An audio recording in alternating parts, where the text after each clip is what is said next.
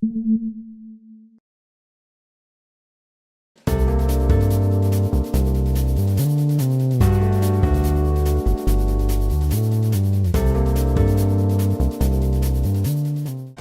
everybody, what's going on? Your host, LovelyCheesePizza here. We are here to cinch up the race of the red emblem here tonight on Let's Play some more Gran Turismo 3, the ultimate driving simulator.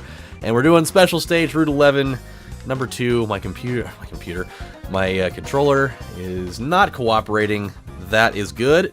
And there we go. Alright. No, not preview. I didn't want to do that. Son of a bitch. We're starting out great, aren't we? A race that already takes like 62 years. We're gonna just have to make it 64. There we go. Okay. Oh boy, I cannot wait for this to be over so we can get a prize car out of it and be good and go on with the rest of our lives. By the way, I went and saw Pacific Rim. What is it? Pacific Rim Uprising? Is that what the name of the new one that just came out is? I saw that last night. Still clearing the nose. There we go. That movie is a lot of fun. I still haven't seen the first one, so I kind of broke the general convention of, you know, seeing the second movie in a multi-movie franchise before you see the original one. But hey, I learned it from my dad. My dad saw John Wick 2 before he saw John Wick 1. And let's just be honest, a lot of us have done that kind of thing. I saw The Rescuers Down Under before I saw The Rescuers.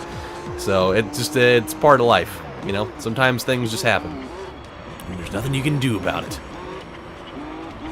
There we go. This track sucks. God, I can't wait to never have to deal with this thing ever again. No! Already! It's already happening! God damn it.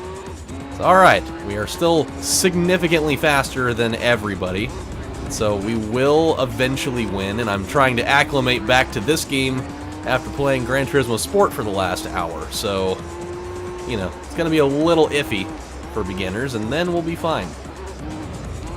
But yeah, dude, Pacific Rim was super cool.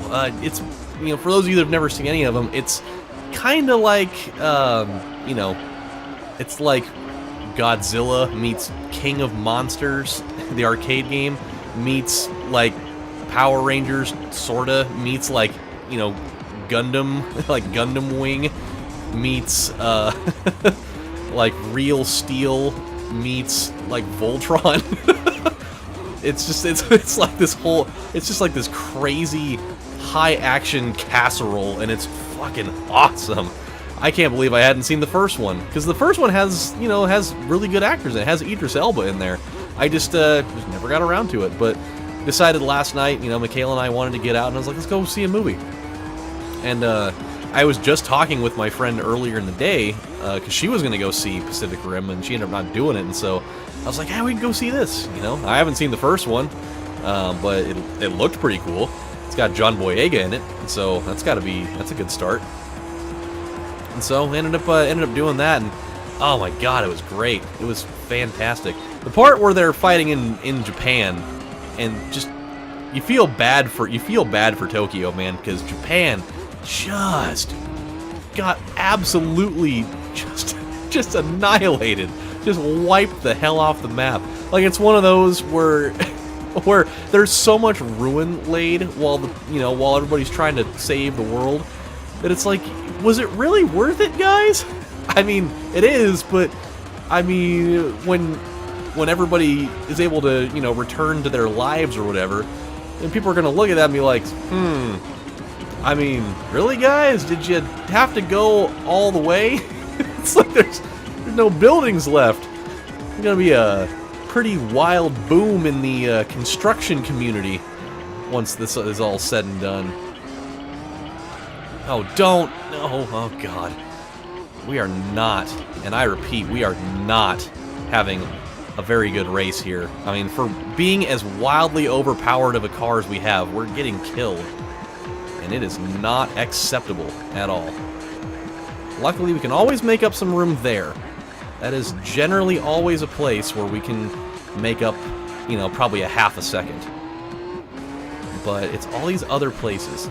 And so I'm sitting here thinking, you know, Japan, got it really bad there. And then I'm thinking just like folklore in general about places, because over the last probably week and a half or 2 weeks, I have found 3 pieces of Japanese folklore from a Twitter account called, I think it was called 41 Strange. I think is what it was called. And they put in 3 of the weirdest, just like obscure pieces of Japanese folklore from God knows how long ago. And they're just like, when you read it, you're just like, why is this a thing that even remotely exists? It's so off the wall. But I mean, just Japanese anything is already pretty obscure in nature, and so it's like I shouldn't even be putting this past them at all, because it's just the way it goes. So I wrote them down, and I will read them to you, because you guys just have to. You wouldn't believe me unless I told you. So as soon as I can get into a better spot here, then we'll get started, because they're not all super long. They're just like, they're about these weird ass creatures and what the stipulations of their existence are. It's pretty interesting, because like, I mean, you think about things from like other cultures, like you got like the chupacabra in Mexican culture, the old goat sucker, and I mean, like, what does America even really have that's at all like this? I can't really think of anything that's in American folklore. You know, we don't really have anything specifically like that, 'cause I'm pretty sure all of our things are probably derived from other cultures, realistically, if we're getting there. Okay, actually, we caught up to everybody pretty quick. I wasn't really expecting that. I was thinking it was going to take another lap or two before we got there. So let's go to the first one. This is the first one that I saw, and when I read it, I was like, "Good God, man!" This is weird. And like, I hadn't even seen the account before. I think it was actually something that Susie from Game Grumps had retweeted, because I follow her there. And when I saw it, I just saw the account. I didn't see who retweeted it or anything. I was just like, whoa. So here it is as I see it in my notepad. It is a being called the and pardon me, by the way, if I slaughter this, but I think it's called the Juboko. It's a vampire tree. Okay, let me get this damn notepad over closer to me so I can actually not have to look across shit to read it. It is a vampire tree that grows on old battlefields where like a lot of death has taken place. You know, and, like, blood is soaking the ground, and it'll absorb the blood of you know, the battlefield. And if you get too close, if you're just like walking around the battlefield, because, you know, people totally do that shit all the time, but if you walk too close to this tree, it will just like totally ravage you, and it will hold on, it'll just like totally ravage your body and suck out all of your blood, and it'll kill you. And that's the entire existence of this thing. So it just somehow randomly appears in Japan, where a battlefield has taken place and a lot of dead people were there. Oh no, don't, you fucking idiot. Just randomly shows up, and then if anybody gets too close to it, it'll just, you know, its branches will just like impale you and suck out all your blood, and then just leave your empty corpse just lying about on the ground. Why can I not drive on this track? It is just like, it's impossible. It is just seemingly impossible for me to do menial tasks on this damn track. It sucks. It is horrible. So that's the first one, the old Juboko, the blood-sucking vampire tree. The next one I thought was God, stop it with the damn thing!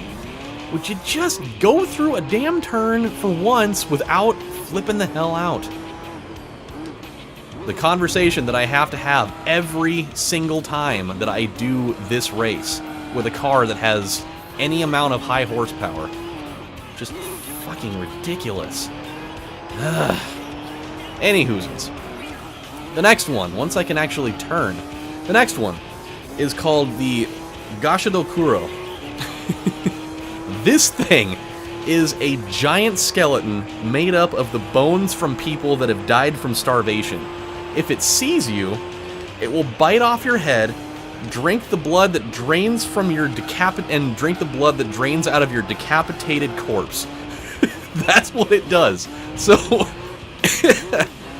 So, you know, people really need to cut it out with the whole dying of starvation thing, because, you know, everybody totally has control over that. But I'm pretty sure the last thing that I want is to be approached by a giant skeleton made from the bones of starving people, just to have it, you know, rip off my head and drink the blood from my head socket, and then, you know, killing me. I'm just, because, you know, ripping my head off wouldn't have killed me.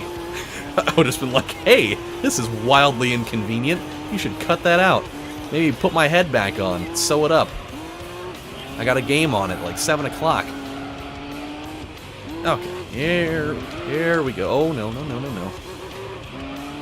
The crazy thing about this race is I should be winning by like 45 seconds, but just my total ineptitude in driving in this particular episode is just, it's just scathing. It's bad. It's horrendous. It's smelly. It's a smelly smell. And then there's another one. I didn't even write it down, but it just popped into my head. There's another one. So it actually brings the tally of these things to 4. There's one, it's like this weird, like, bird-like creature that what it does, its entire purpose is stealing your hair. It will basically hide in the shadows underneath the roofing tile of your home, and when you're not looking, it'll jump down off of your roof, and it'll you know, basically grab you and cut your hair off, and then it'll run away. It'll just disappear again. So it just basically exists solely to be an asshole and cut off your hair. It's so stupid. Oh, and like the picture of it, I mean, it's got that kind of old classic, you know, Japanese artistry, but the way it looks, it just has like this devious, like, ha ha, I gotcha, kind of face going on. It's super funny. So there's that, and then the last one. I've got one more that I just found out about today, and I have to turn the page on my notebook in order to get to it. So I'll wait until we're in a stretch with some road, because we're finally starting to break these guys down and build some space on them. So I'm trying desperately not to screw it up, because we're just an inch away from doing that again. I don't want to pause, because I've already done it enough. Okay, here we go. Now we're getting somewhere. I mean, I can chalk up a little bit, a tiny bit of our, you know, poor performance in the opening lap or two to the fact that our tires hadn't really warmed up all the way yet. So that's a little bit of it, but the build doesn't really go too much further from there. Oh, God. Okay, still turning the page. Tried to get a little bit of it done there. Couldn't quite do it all. And then... okay. Oh, actually, it's right here. I did get there. So, this one is called the Konaki Jiji. I don't know. I don't know what it means. But it's this weird thing that has the body of a baby, and it has the head of an old man. But I'm pretty sure it has 2 heads. Like you'd have to go to if you have Twitter, just find the account. It's just fucking weird. So it has the body of a baby, and I believe the head of a baby, and the head of an old man. And its sole purpose is that it sits crying on the side of the road, and it's basically trying to bait it's trying to bait nice, passers-by to, pick them up and give them a ride, more or less. Just, it's basically preying on the kind goodwill of other people. And here's the stipulation: if you pick up this thing, it will morph into a heavy stone and crush the victim to death. That's what it does. It's just, of all the things that you could do, you basically are just this lethal freaking hitchhiker with the body of an infant and the head of an old man, and you just sit there hitchhiking, putting the old thumb out on the side of the road, and if someone picks you up, you just turn into a big-ass rock and crush them to death. Like, how does that process even happen? It's so weird. It's like, hey, thanks for picking me up. Time to do what I'm supposed to do. And it just turns into a giant-ass rock and just fucking crushes you. Like, what happens after that? Does he just turn back into a person and he's like, alright, job's done. I'm just gonna leave that there for the sanitation department to pick up, and yeah, maybe I'll leave them like a couple of Snicker bars and just for their trouble, because I know that, you know, crushing somebody's car and their life all right here, that's got to be a little bit of a mess. So I think they at least earned a little bit of a treat, you know. But that's just, dude, Japanese folklore is such a weird thing. I'm sure there are plenty more of these things that I'm going to find that I'm going to, you know, update you guys on later. Because I haven't looked through all the stuff that account has, but when I do, I'm going to tell you more, because I'm already fascinated with Japanese culture anyways, for a lot of reasons, but just this type of stuff is bonkers, man. It really is. That is just, like, why can't American culture have weird stuff like that? Like, why can't it be like, you know, old American folklore, if you see a man standing on the side of the road after 11:30 p.m. and he's dressed up in like a business suit, but he's wearing clown shoes.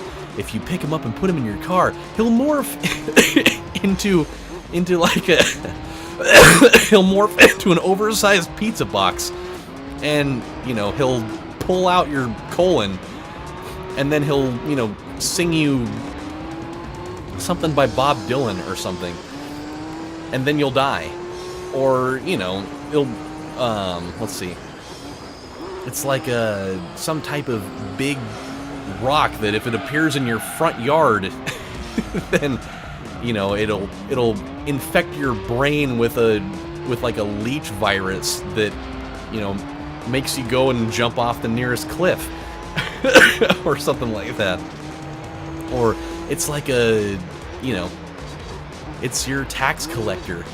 You know, if he comes over and does your taxes, he's gonna, you know, morph into a dragon and, you know, eat your firstborn son and the family dog to, you know, quell its infinite lust for blood and animal hair, you know?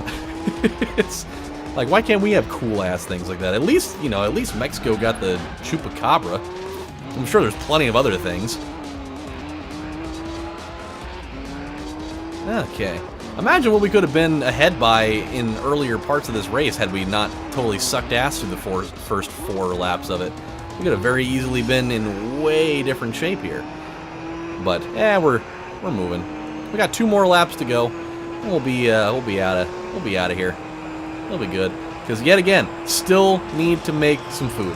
Every time that I get ready to go do it, I have something else that, you know, proposes itself into my life, and I gotta take care of that first. So realistically, I have not eaten since, you know, probably 11:30 this morning, when I had 6 fried eggs and 2 pieces of toast.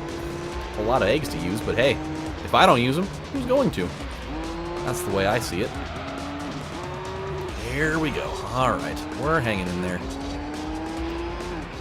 It's so sporadic right now on the map up there. It actually kind of reminds me a little bit of I don't know how many people would remember this computer game or not, but it was called The Lost Mind of Dr. Brain.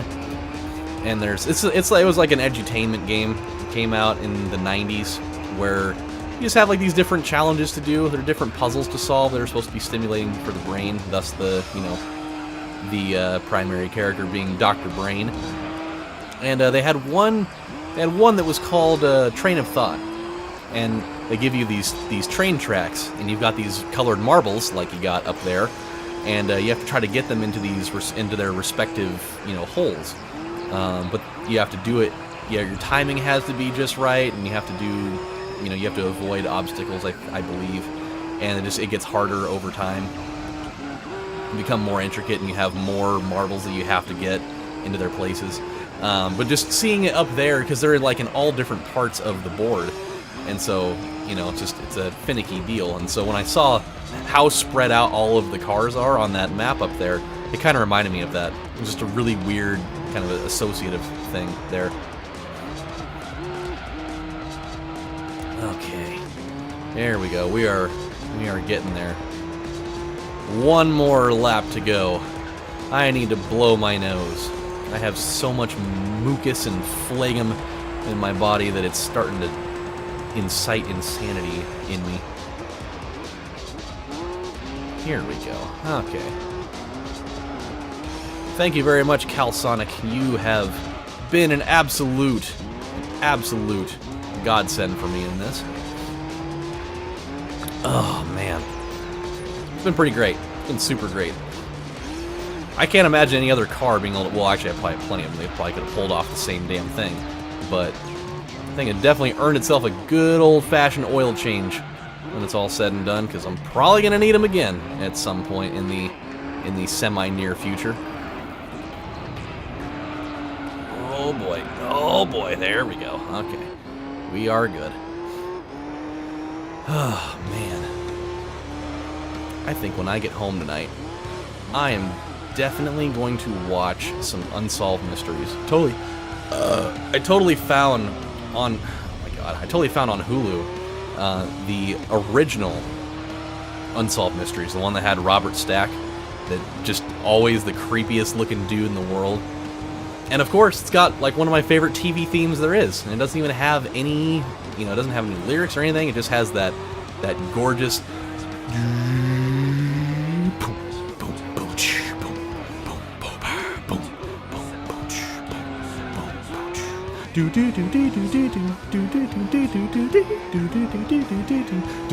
boom boom. It has that whole thing.